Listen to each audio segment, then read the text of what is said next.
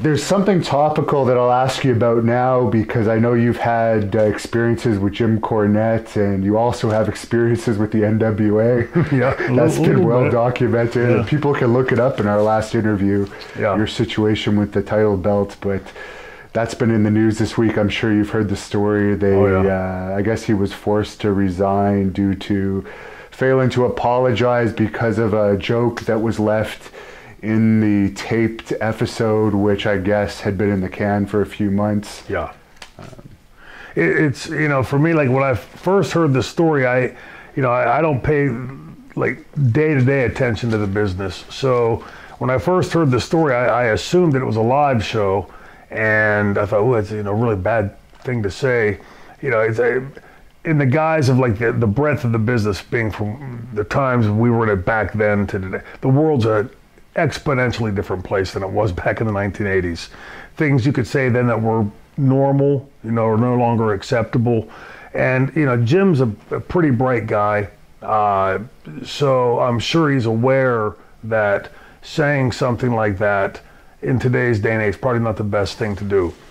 That said, like I said, I thought it was a live show. When I found out it had been taped in September and still made air, that now to me takes the responsibility off of Corny and puts it on whoever was doing the post-editing, the post-production. In TNA, we had, I think it was 7 layers built in to make sure that something didn't make air, something seen, something said. When I watched the first episode of NWA, first of all, I was impressed by the look of it. It did look like the old 10th and Techwood studio, aside from the larger audience in the back. Cornette's commentary is going to be great all the time, right? Cornette certainly knows what he's talking about and can give it a real pizzazz because he's such a character. But in that very first episode, I heard, I think, 2 or 3 spots being called in the ring. Now that's a simple edit fix, just sanitize that portion of the audio out, easy enough to segment together. So that seemed odd to me. Somebody's clearly not doing their job on the post-editing. And if that was in the can, I'm sure that they all got a chuckle out of the comment like anybody else watching it did. And today, just like a little soapbox side editorial here, today, as long as somebody says, I am pissed off, I'm outraged at something you said, Hannibal, then suddenly that brings all the negative connotation to you because I say I'm outraged. My generation was brought up with the old sticks and stones may break my bones, but words will never hurt me. I just think that we're getting to a point now, and this is not a defense of what Jim said. I'm just putting it in context for everybody. What he said was out of bounds by 2019 standards. Would have been a very easy fix for somebody in the editing bay to sanitize that out. If it were live, I think in my book there'd be a lot more heat on Jim because it was live and he should know better. But that to me takes the responsibility off Corny and puts it on whoever was in the editing bay that allowed that to make air. Supposedly, according to the Wrestling Observer, it was a guy named David Lagana, and he said it was an oversight. Yeah, a bad one. Today again, I hate to say it like this because the world has changed so much, but those are the types of things you can see from this incident. You can't let something like that slip. I mean, human error can happen here and there, but I think any sentient professional listening to that before they let it make air would say, at very least, hey, Hannibal, what do you think about this? Do you think we should leave this in or take it out? Not just, we'll just let it go. I think it's simple enough because, again, from where wrestling, I remember when I was first breaking into wrestling, and when I was growing up watching wrestling, by today's standards, a lot of really out-of-bounds stuff. I remember one segment with Morocco and Grand Wizard.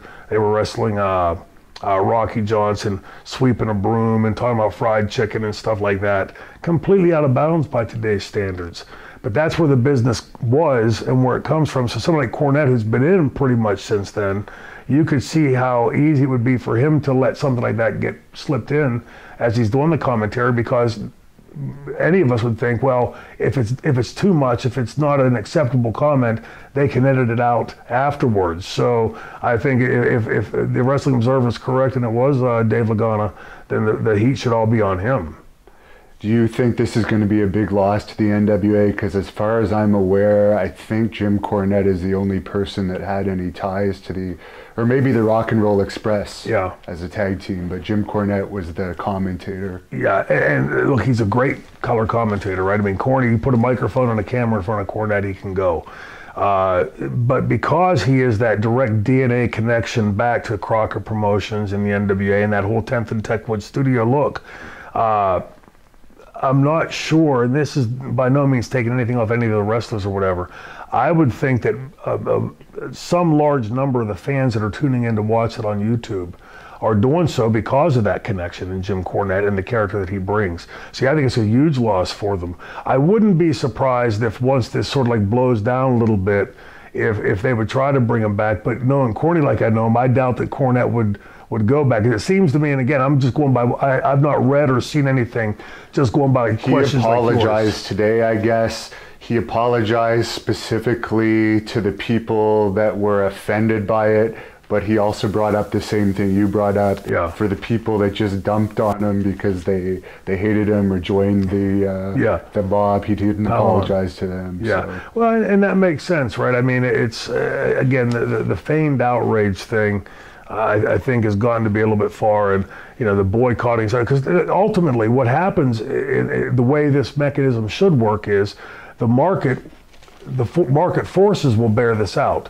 So if Shane Douglas or Hannibal are watching the NWA and they say something that pisses us off, we have every right to say, you know what, I'm not tuning in again. I don't care what matches they're offering. I'm done with the NWA.